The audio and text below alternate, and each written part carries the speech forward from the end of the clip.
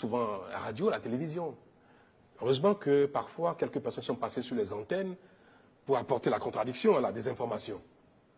Mais vous aurez pu informer vos concitoyens, ceux qui vous écoutent sur les antennes, a dit, mais ce n'est pas vrai, c'est pas ce qui a été dit. Dans mon programme, si vous prenez mon livret que j'ai sorti quand j'étais candidat, j'ai mis dedans que nous prendrons des mesures pour interdire le culte de la personnalité. C'est cette chose-là que nous avons traduit dans la proposition de révision pour dire que désormais il sera interdit au Bénin toute manifestation destinée au culte de la personnalité, toute manifestation en faveur, au profit du président de la République. C'est précisé dedans que si la manifestation est destinée à encenser le président de la République, à le chanter ses louanges, à le remercier, à le soutenir, c'est interdit. C'est-à-dire, je propose que les manifestations à caractère d'encensement, les manifestations à caractère de louange, les manifestations qui sont destinées à faire d'un président un dieu, ce genre de manifestations publiques ne soient plus autorisées si ça concerne le président de la République, et ainsi que ceux qui jouissent d'une fonction politique, ceux qui exercent des fonctions politiques, qui sont des élus. Si on veut encenser un ministre, si on veut encenser un député qui est un élu de la nation, il faut l'encenser à la maison. On ne doit pas l'encenser dans les rues. Mais si on veut encenser quelqu'un qui n'occupe aucune fonction politique, qui n'est pas un élu, on peut l'encenser dans la rue. Et cela veut dire quoi? Qu'on peut manifester contre le président de la République, on peut manifester contre un ministre, on peut manifester contre un maire, on peut comme on dit même contre lui.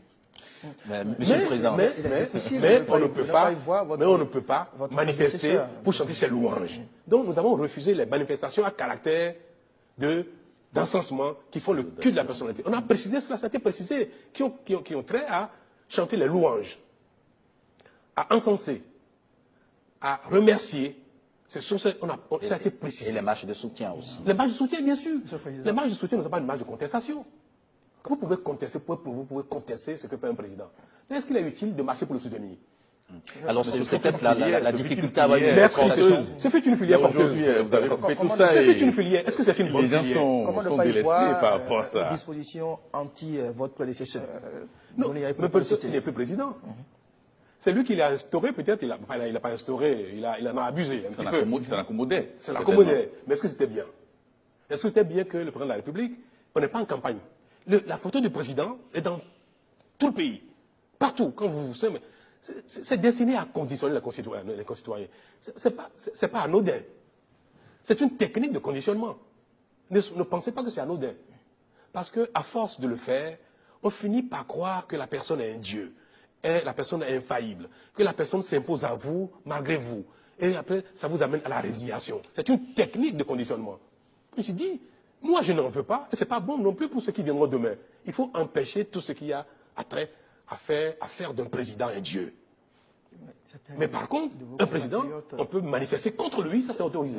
Voilà, c'est ça qui amène certains à penser que vous voulez imprimer votre marque à la fonction présidentielle alors que vous avez un temps à faire. Est-ce que c'est une mauvaise marque? Est-ce que le fait d'interdire le culte de la personnalité du